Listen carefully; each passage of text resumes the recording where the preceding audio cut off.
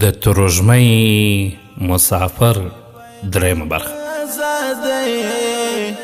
روان په ترش پو کې مسافر د ترژمی، روان په ترش پو کې مسافر د ترژمی، همدا د غرناتی د لور سپېڅلې قربانۍ وې، همدا د غرناتی. د ترژمی مسافر د داستان درنو او قدرمنو اوریدونکو، په دې هیله چې ټول به جوړ او روغ یاست، الله رب العزت مو خوشحال لره.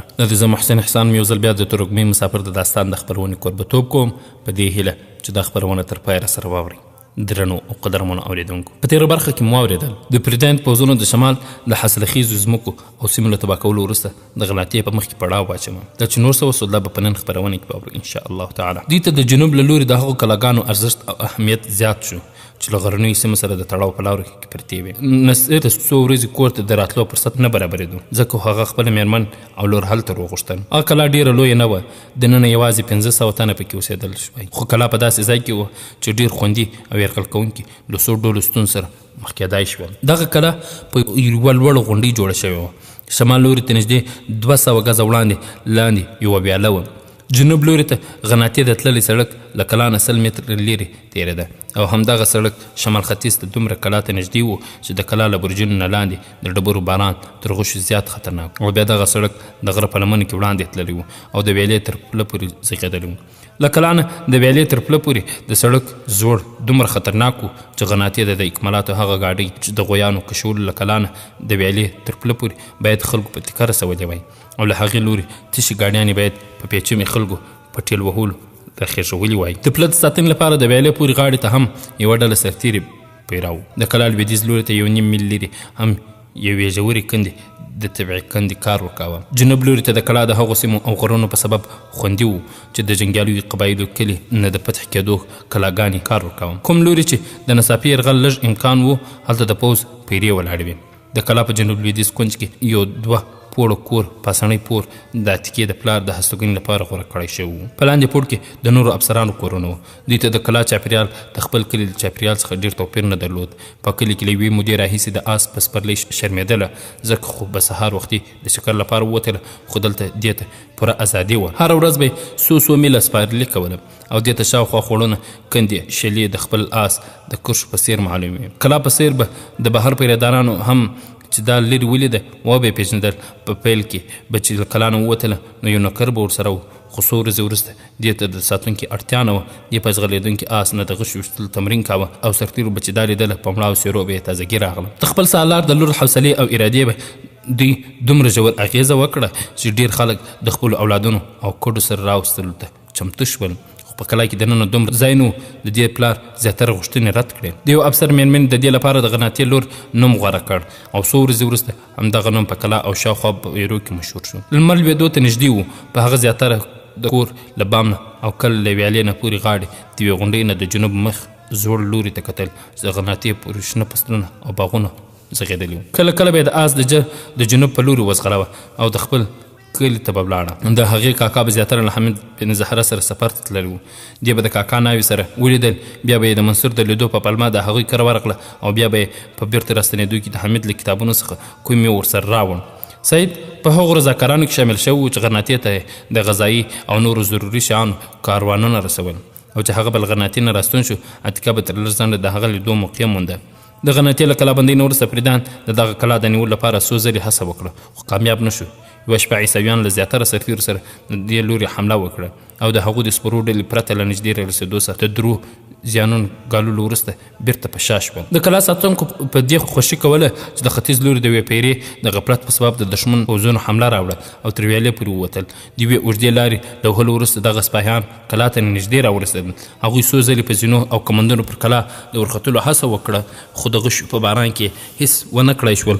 یو ساعت وروسته د شاوخوا کلي رضاکاران ورورسېدل او دښمن د سختې ځاني زیانونو وروسته ماتې وخوړه، خو بیرته تلو کې تر ویالې پورې وتل درېیمه برخه پوځ یې وژل شوي وو. اتکې د لومړي ځل لپاره په همدې جګړه کې عملاً برخه واخیسته، خو تر مرختو پورې د دې پلار ته دا نه معلومه چې هغه غشي ویشتونکي چې د ده تر څنګ ولاړه او د هر غشي له ویشتو سره به یې لاندې د دښمن د یو سرتیري کریزې پورته کې د ده خپله لور وه.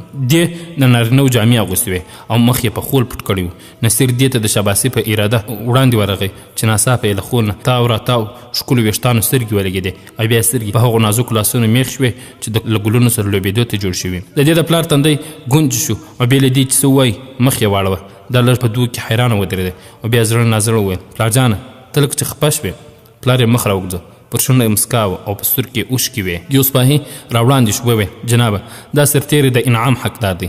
زه نږدې ورسره ولاړ وم او زما باور دی چې د شپې د تیارې سره سره د دې یو غشي هم خالي نه دی وتلی. پلار یې په مینه په خول لاس راتېر کړ، وویل: دا ځوان زما لور ده، د دې له غرناطې نه د ازادۍ نه زیات د بل انعام هیله نشته. اوس د ماضي هغه شیبې دې ته د ژوند د شتمنۍ ګرځېدلې وې. بیا هغه ورځ هم راغله چې کله د غرناطې په شاوخوا د کلابندۍ کړۍ تنګه شوه او دې به د خپل باهمته پلار په څېر د ستومانۍ او اندېښنې نښې لیدلې. د کلا پر شاوخوا دفاعي پیرو د دښمن حملې زیاتې او زورورې شوې وې.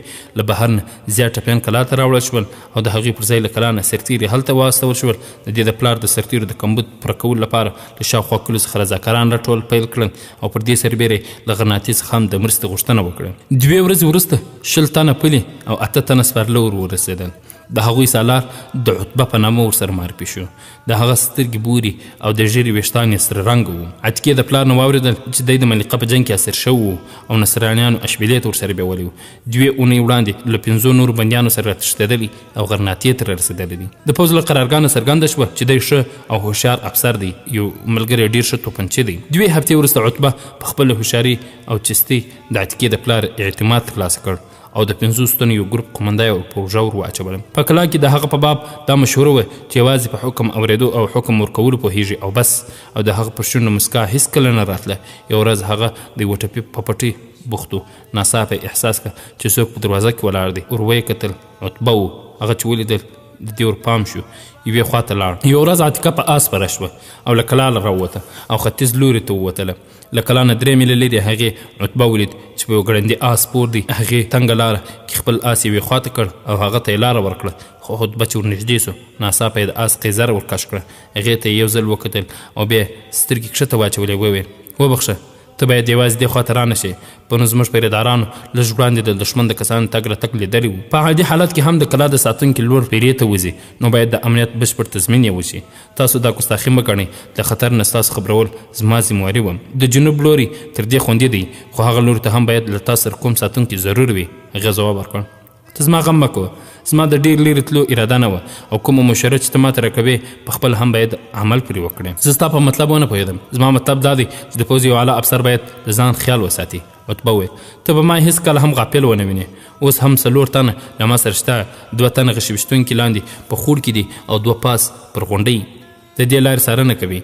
نور په شاوخوا سیمه کې د دښمن څارنه کوي. خو که زه ونیول شوم هم د دښمن جیل راته نوې خبره نه ده، مګر تا ته شایي معلومه نه وي چې د هغوی له ښو سره څه وړ سلوک کوي. ته د یوه زړور پلار لور یې او ما ستا په باب ډېر څه اورېدلی دي، مګر ته به د مه منه. زه مشوره در کوم چې په دې حال کې باید په کلا کې هم ونه اوسې.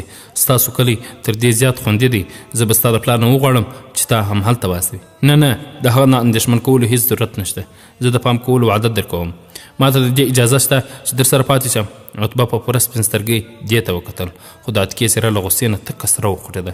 د آس جلبې راوګرځه. وویل: نه، ته دې خپل کار کوه. او بیا د سترګو په رپ کې د دې آس له هوا سره خبرې کولې. له دې وروسته عتیقه له ده سره د خبرو موقع ورنه کړه. د سپرلي لپاره به دا د لرې تللو پر ځای د کلا شاوخوا راګرځېده او بېرته به راغله. خو بیا هم کله چې له کلا ووتله، دا به یې احساسوله چې د بور سترګو او سرو ویښتانو خاوند دغه سړی چې له کومې ګوشې څخه څاري. دا اندلس ها آموی خایسته صحنه یادوم، د عثماني امپراتوري هغه دوره یادوم، د محمد فاتح لویه کارنامه یادوم، د عثماني حاکمان ومتقی حاکمان شپږ سوه کاله پاته ومیړني حاکمان مرابطین یادوام ابن تاشفین یادوام ز الخادم د اسلام مبارزین یادوام اخونا نشته د اسلام هغه طاقت مومنه د امت مومنه راج دی کوي تا د اسلام په برکت مومنه حمله او خیانت خبرونه درنو او قدرمن اوریدونکو او بیا د هغو شیبو تصور کاوه چې په کلا کې دننه د دې د خوبونو او خیالونو نړۍ ناڅاپه په تیارو کې ډوبه او ړنګه شوه. یوه شپه دا په درانه خوب یې دا وه چې درنې او ویرونکې چاودنې په غږ راپورته شوه. په کوټه کې تیاره وه. اتکه تر لږ ځنډه د ویرې او اندېښنې په څپو کې پر بستره غځېدلې وه چې بیا د خلکو د کریز او فریادونو غږونه واورېدل. نو جګه شوه، کښېناسته او بیا خپلې مورې ته نارې کړې. د مخامخ کوټې دروازه بیرته شوه او عماره په ویرېدلي غږ وویل زه دلته یم. مورجانې دا څه وشول؟ پلارجان چېرته دی؟ ما ته هېڅ معلوم نه دی. هغه همدا اوس لاندې کوز شو او ښایي دښمن حمله راوړوي. مګر ما یوه ویرونکې چاودنه واورېده، داسې مې ګڼله لکه چې زلزله وي. اتکه له بسترې نه راپورته شوه، په مخامخ دیوال یې خپلې جامې او وسله ولټوله. عمره په تیاره کې ورغله او هغې ته لاس ونیو. وویل لورې ته څه کوې؟ ستا د پلار امر دی چې ته باید له کوره بهر ونوځې. هغه د زینې دروازه له بهر نه وتړله. ویل چې زه همدا اوس بیرته راستنېږم. مورجانې زه د پلار نه امن غاړه نه غړوم، خو هغه تر بیرته راتلو پورې باید جامې بدلې کړم. عمره ځواب ورنه کړ.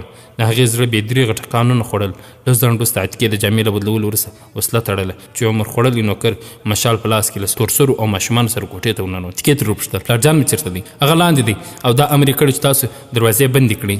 دې لینده راپورته کړه او د دروازې پلو ته یې مخه کړه. خو بوډا نوکر وړاندې شو، تر مټ یې ونیو. وویل ته بهر ته نشې تللی. دښمن د لویدیځ دیوال سره له سوري کولو نه وروسته کلا ته ننوتلو هڅه کوي. موږ هغوی شاته ټېل وهلي دي، خو حالت ډېر د اندېښنې وړ دی. د دښمن توپخانه دلته څه وړ راورسېده؟ لورې دیوال یې په بارود والځوه او د برج نه لاندې د بارود لپاره سوری له بهر نه بلکې کوم خاین دننه څخه کړی دی. دا څنګه امکان لري؟ څنګه کېدای شي چې ټول پیرېداران دې ویده وي؟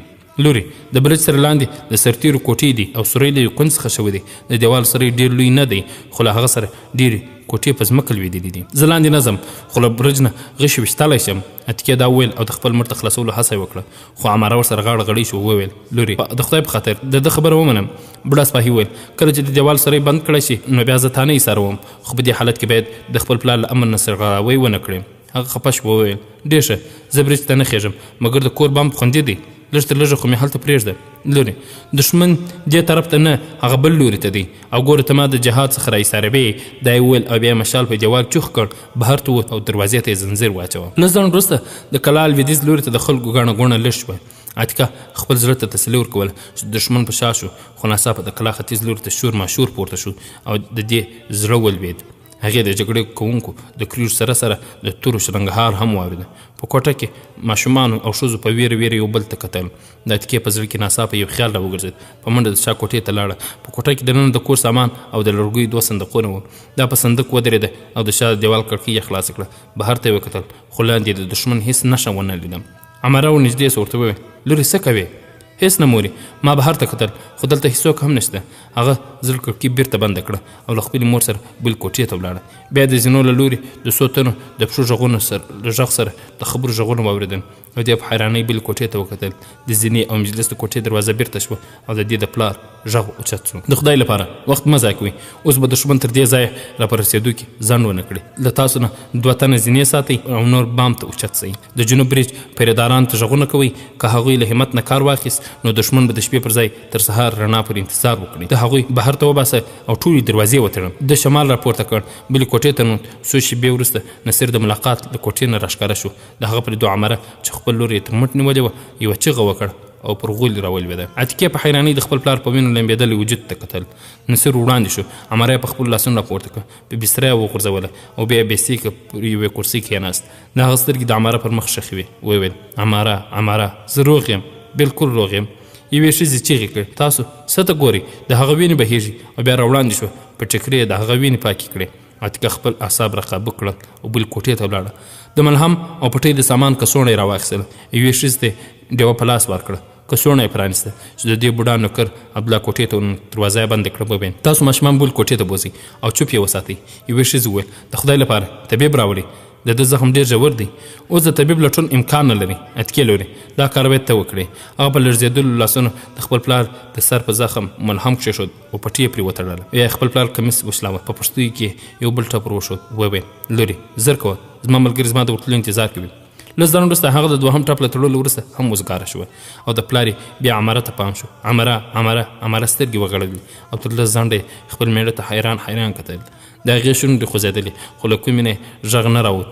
نصیر خپل لاس د هغې پر سر کښېښود او د مسکي کېدو هڅه یې وکړه او له دې سره سترګې اوښتنې شوې. عمره د هغه لاس ونیو او ښکل یې کړ او په سلګیو کې وویل ستا زخم. هغه ځواب ورکړ زما زخم ډېر معمولي دی، ته هسې ووېرېدې. عمره جګه شوه، کښېناستله. پلارجانه اوس به څه کېږي؟ اتکې په ډېر زحمت وویل. نصیر مخ وروږده، هغې ته وکتل او خپل لاسونه یې وغځول. هغه په غولي ګونډه ووهله او سر یې د خپل پلار پر سینه وکښېښود. په ډېر زحمت یې خپل سلګۍ راتم کړې. د هغه پلار لکه چې له ځانه سره وایي زما لورې اتکې، زما غیرتي لورې، اوس ته باید له زیات همت څخه کار واخلې. موږ د بهرني دښمن غش ماتولی شو خو په خپلو کورونو کې د پټو غدارانو مقابله نشو کولی. موږ هغوی زغملي وو. زما ملګرو د حصار سیوري په خپل مړو پټ کړ خو غدارانو ته د دروازې پرانیستلو فرصت برابر شو. ما تل د هغه په اړه په زړه کې اندېښنه احساسوله. پلارجان ستا خو به پر هغه سرو ویښتانو خاوند سړي شک نه وي. زما شک نه بلکې پوره باور دی چې هغه د دښمن جاسوس دی. په کوم ځای کې چې دیوال په باروتو الوزول شوی دی په همهغه ځای کې د ده د ملګرو کوټې وې چې له چاودنې نه لږ د مخه پیرېدارانو له هغه کوټو نه 2 تنه لیدلي وو چې دروازې ته تللي وو. دا زموږ بدمرغي وه چې عتبه نن په دروازه پیدا کوله. هلته څو وفادار سرتیري هم وو او د هغوی په موجودیت کې د دروازې پرانیستل ممکن نه وو. خو کله چې په دیوال کې سوری جوړ شو له هغوی نه زیات د غلیم د یرغل د مخنیوي لپاره هلته ورغلي وو. اتکې د لومړي ځل لپاره احساسوله چې د دې حیثیت د یوه کمزوري او بېوسې نجلۍ نه زیات نه دی. د هغې سر راپورته کړ، خپل پلار ته یې وکتل او ویل پلارجانه اوس به څه کېږي؟ لور جانې زه اوس هېڅ نشم ویلی.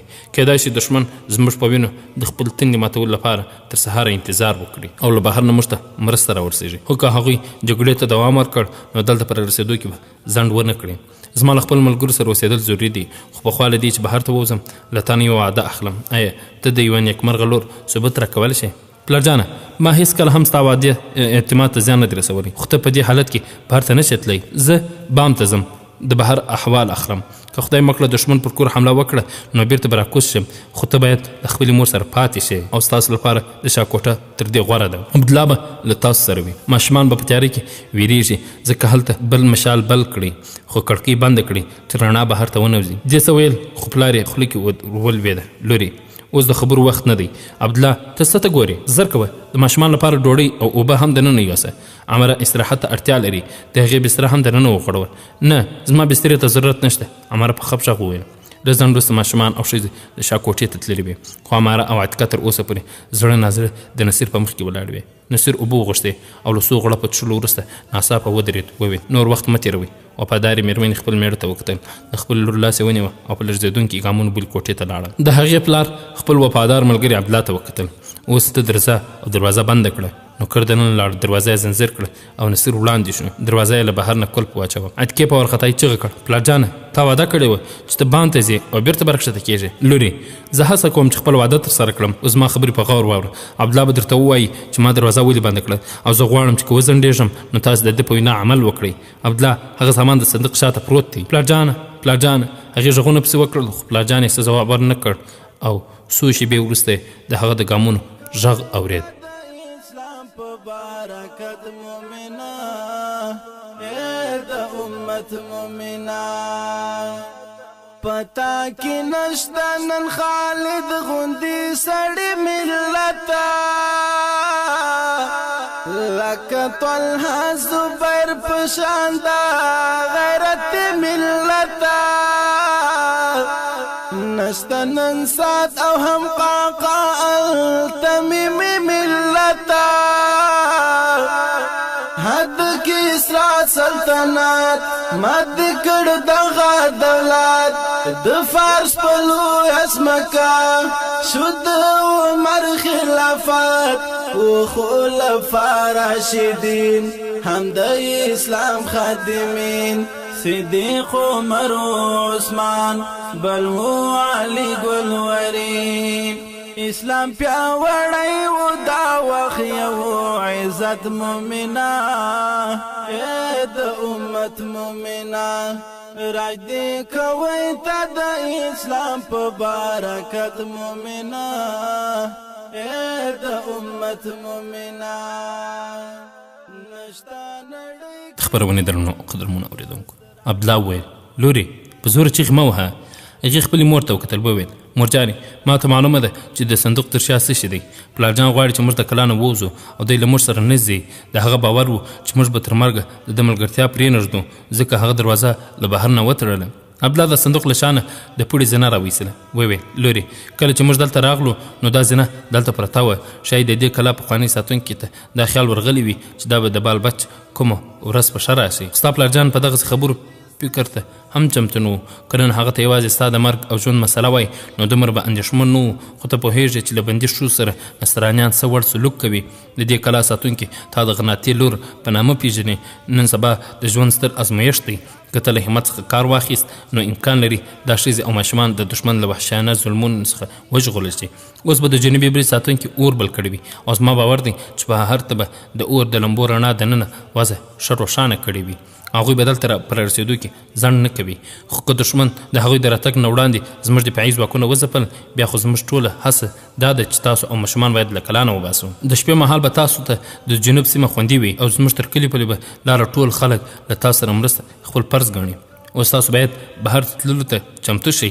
کله چې زه د زینې د زړولو لپاره کړکۍ خلاصوم نو مشال باید مړ شي چې رڼا یې بهر ته ولاړه نه شي. ستاسو څخه چې هر څوک مخکې کوزیږي هغه به یوې او بلې خواته له منډو او تیښتې ډډه کوي او ځای پر ځای به دیوال ته نږدې د نورو د راکوزېدو په انتظار پاتې کېږي. لږ ځنډ وروسته عبدالله زینه کړکۍ ته نږدې پر دیواله په اوسپنیزو میخونو وتړله. په کلا کې د جنګېدونکو چغې او کوکارې د دې استوګنځای ته ورنږدې کېدې.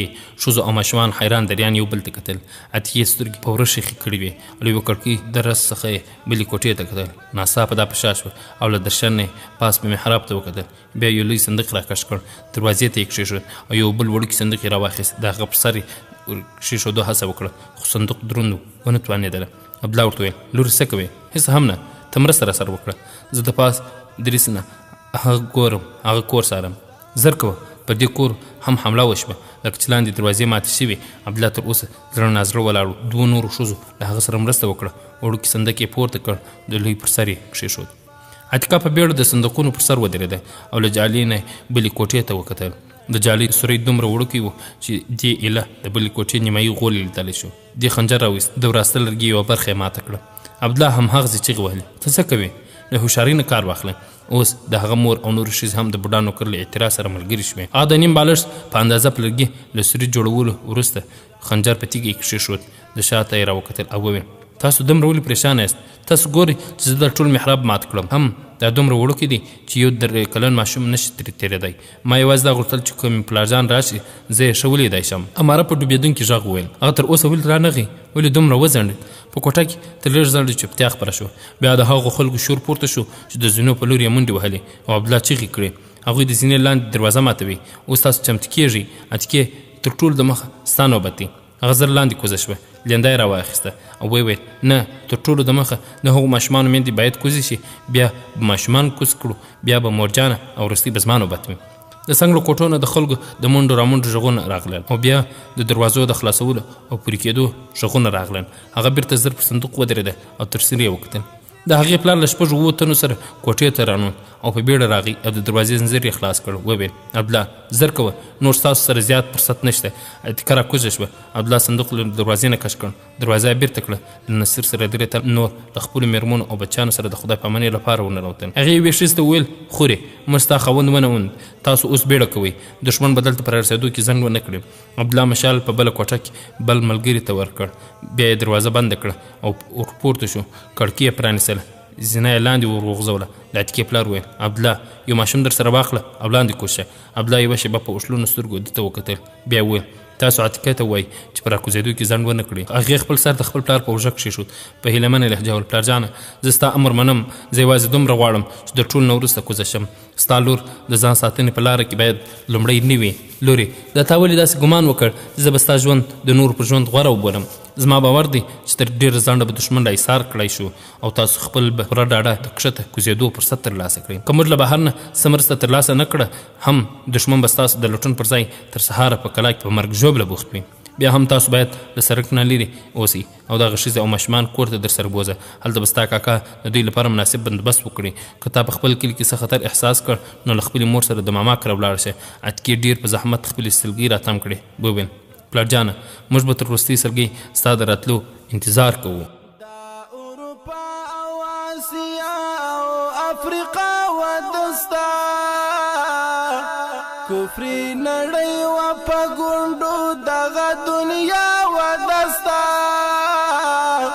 و متقی او پرهیزګار عمره ودستا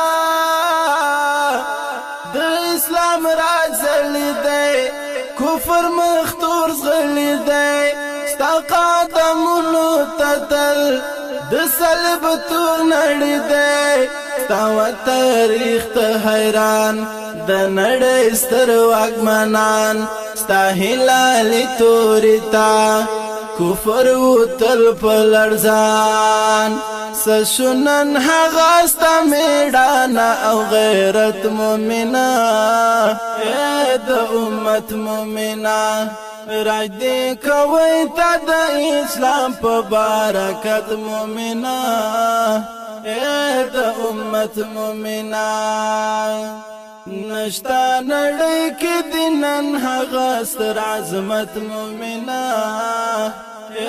د امت مومنه راج دې کوي ته د اسلام په برکت مومنه د امت مومنه پتا کې نشتا نن خالد غوندي. خبرونه درنو قدرمنو اوریدونکو لږ ځان وروسته چې له دوو وړوکو نجونو د هغوی میندو او عماره نه پرته نورې ښځې او ماشومان کښته شوي وو. حمله راوړونکي د زینې دوهمه دروازه ماتوله. یو ځوان د مشال له لاسه بلې کوټې کې وغورځوه او نصیر یې تر مټ ونیوه.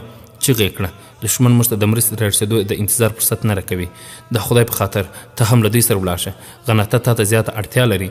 نصیر له کوټې نه راووت. وویل غناته د شهیدانو وینو ته ضرورت لري او زما په رګونو کې لاسو څاڅکي وینه شته. بیا د کوټې دروازه له شانه بنده کړه. غږ یې وکړه عتیقې له شانه ته هم دروازه زنځیر کړه او په کښته کېدو کې بیړه وکړه. دې د پلار وروستی امر عملي کاوه چې د زینو له خوا د دروازې د ماتېدو غږ یې واورېد او له دې سره یې د خپل پلار غږ واورېد چې موږ په بله کوټه کې د دوی د ایسارولو هڅه کوو. دا څو شېبې چوپه او حیرانه ودرېده. بیا زر دروازه زنځیر کړه. صندوق یې ورټېل وهه او دروازې ته یې پرېښود. پر هغې ودرېد او بلې کوټې ته یې وکتل چې اوس خالي شوې وه. په دې ځنډ کې حمله راوړونکو د دوهمې دروازې د ماتولو هڅه کوله چې یوه ښځه کړکۍ ته نږدې شوه. دوی ته یې راوکتل. بیا یې غږ وکړ عتیقه عمره ژر راشئ. ټول کښته شول. دې مور ته وویل مورجانې ورځه هغوی به ډېر زر ور مات کړي. ته به څه کوې؟ زه هم راځم. لورجانې زر کوه د خدای لپاره. په دروازه کې د خلکو چیغې او د تبرونو غږونه اوچت شول. عماره په نه زړه کړکۍ لوري ته لاړه خو یو درز یې پښو ته زولنې واچولې. له دې سره د جنګیالیو چیغې او د تورو شرنګهار واورېد. عماره څو شېبې حیرانه ودرېده. بیا یې زړه ولوېد او لاس یې پرې ونیو او کښېنستله. عتیقې وویل مورجانې خو چې غږ یې وانه اورېد ډاډه شوه. فکر یې کوه چې تللې ده. د دې د زړه غږ دا و چې اوس باید په تلو کې ځنډ ونه کړي. اوس زه له هغوی هېڅ مرسته نشم کولی. خو د پلار مینې د عقل ټولې پرېکړې رد کړې. د هغې اوس هم دا هیله وه چې د تقدیر کومه معجزه به یې پلار وژغوري. له بهر نه ناڅاپه د دوی مرستندویان راورسېږي او بیا شاید د دې د تېښتې اړتیا هم نه وي. په دې ځنډ کې څلور تن له بلې کوټې نه دوهمې ته د دښمن د تورو او ګوزارونو په دفاع کې په شا راغلل. وروستی سړی د دې پلار و. هغه چې د دهلیز ته نږدې راغی ځوابي حمله یې وکړه. حمله راوړونکي دوه مړي پر ځای پرېښودل او په شا شول. یو ځوان زر دروازه پورې کړه او زنځیر یې ور واچاوه. حمله راوړونکو اوس هم دا دروازه هم ماتوله. نصیر دوات شا کړی او ولاړ. جامې په وینې سرې وې او سترګې له بیسیک نه پټېدې او غړېدلې. پاتې درې نور کسان هم زخمي وو. یو زلمی چې د ورمېږ له زخم نه وینې خوټېدې ناڅاپه وغورځېد. عتیقې پلار ته فریاد کول غوښتل خو د خولې چوله کولو جرأت یې ونه کړ. بیا یې غش په لینده کې سم کړ او د ماتېدونکې دروازې په لور یې وکتل. چا له بلې کوټې نه په عربي ژبه وویل نصیره ځان وژنه مه کوه. تا لوبه بایللې ده. اوس ستا یو مرستندوی هم دلته نه راځي. وسله وغورځوه. زه اوس هم ستا د سر د امان ذمواري اخلم. نصیر چیغه کړې عتبه ته غدار یې، تا د ولس د ازادۍ معامله کړې ده، مګر زما توره یوازې په مرګ رانه اخیستی شي، ته یوازې زما د مړي بیه اخیستی شي، زما د عیسویانو د مړي کېدو قیمت نشي ترلاسه کولی. او بیا د دروازه هم ماته شوه. یو د یو صورت نصراني له تبر سره وړاندې ورغی او ورسره سم د عتیقې غشي د هغه په ورمیش کې ښخ شو. هغه وغورځېده او ورپسې نور را روان یو او بل خواته فرق شول. خو د حمله راوړونکي یوه بله څپه د خپل ملګري په مړي ور وختل او کوټې ته ورغلل. د دې پلار 2 تنه ټپي کړل او بیا د شا کوټې دروازې ته ډاډه ولګول. د ده یو ملګري پر غولي راوخوځېد او ساه یې ورکړه. پاتې 2 نور د زخمي زمریانو په څېر د ښي او ګین لوري ته حملې کولې. د عتیقې په غشو 2 تنه نور نصرانیان هم ټپیان شول او نصیر چیغې وهلې: عتیقې زما خبره واوره، زر کوه، ته باید زما نافرماني ونه کړې. بیا ناڅاپه د هغه اواز چوپ شو. عتیقه د سرې نه هغه تورې او نیزې لیدلې چې د خپلو رقیبانو له لاسونو یې وروستی بدل اخیست. د عتیقې زړه د دې ویرونکې نندارې نه ولړزېده. په سترګو یې اوښکې ډنډ شوې. نږدې و چې بېهوشه شي، خو د وضع نزاکت دې ته اړه کړه چې ځان را قابو کړي. عتبه د حمله کوونکو په ګڼه ګوڼه کې لاره وکړه او وړاندې لاړ. عتیقې پر هغه د غشي د ویشتلو هڅه وکړه، خو ناڅاپه بد شو. هغه خپل ملګري ته وویل: تاسو لیونیان یاست، ما درته ویل چې تاسو داسې سړی وواچه چې کوم ژوندی نیولی وای ډېر لوی کار مو ترې اخیستلی شوی. یو سړی را وړاندې شو، دروازه یې ټیله کړه. وویل: په دې کوټه کې دننه هم خلک شته. عتبه وویل: ته احمق کېږه مه، په دې کوټه کې له تورسرو او ماشومانو پرته نور څوک نشته او د هغوی ژوندي نیول ضروري دي. بله ملګرو نه یوازې 2 تنه عتیقې صحیح لیدای شوه. د هغوی شاته د عتبه څېره هم زیاته د دې له نظره پناه وه. عتبه له لږ چوپتیا وروسته وویل: ما ته معلومه ده چې ته دننه یې او ستا په غشي یو داسې سړی وژل شوی دی چې ژوند یې ډېر ارزښتناک و. زه افسوس کوم چې ستا پلار مې ونه ژغورلی شو. تا ته په یاد دی چې ما خپل کور ته د تللو مشوره درکړې وه. اوس زه له تا نه پرته ستا مور او نور ماشومان او ښځو ته هم پناه درکولی شم. موږ دا دروازه د سترګو په رپ کې ماتولی شو، خو زه تا د یوې بریمن لښکر له ظلم نه ژغورل غواړم. موږ دا جګړه بایللې ده او ستا نه پرته د اندلس د لکونو لورانو له مرګه ژغورل غواړم. ته یو باتدبیر نجلۍ یې. زه د اندلس د مسلمانانو د نورې تباهۍ د مخنیوي لپاره ستا د مرستې غوښتونکی یم. پر ما اعتماد وکړه او دروازه خلاص کړه. زه دا نه غواړم چې د دې زنداني په څېر دې لښکر ته راوړاندې شي. زه په عزت ستا کور ته د استولو ذمواري اخلم. ستا په سبب به ستا کلی هم خوندي او په امن وي. د خدای لپاره زما واده اعتبار وکړه، که نه نو زه به دا دروازه ماتوم. د خبرو په وخت کې د عتبه مخ ټول دې ته راښکاره شو، خو چې کله دې غشي ورخوشي کړ له شانه یې د چا ټوخی واورېد. عتیقې عتیقې ته؟ عبدالله په ویرېدلې لهجه وویل او له دې سره سم له دې سره لړزېدونکي لاسونه غشي خوشي شو. عتبه زخمي شو او یوې خواته ځان وغورځاوه. دې د سترګو په رپ کې د هغه شي ورېځې ته نږدې غوس وستکي او سوری غوښ پرته نور ونه لیدای شو. عتبه چیغې کړې. ترژمی مسافر د داستان درنو او قدرمنو اورېدونکو، دا چې نور څه وسول دا به په راتلونکي خپرونه کې واورو انشاء الله تعالی. دا خپرونه ما محسن احسان چمتو او تاسو ته وړاندې کړه. درویش تاسو په درنو حضور کې حاضر یو. تاسو ټول په الله جل جلاله سپارو. السلام علیکم ورحمت الله وبرکاته.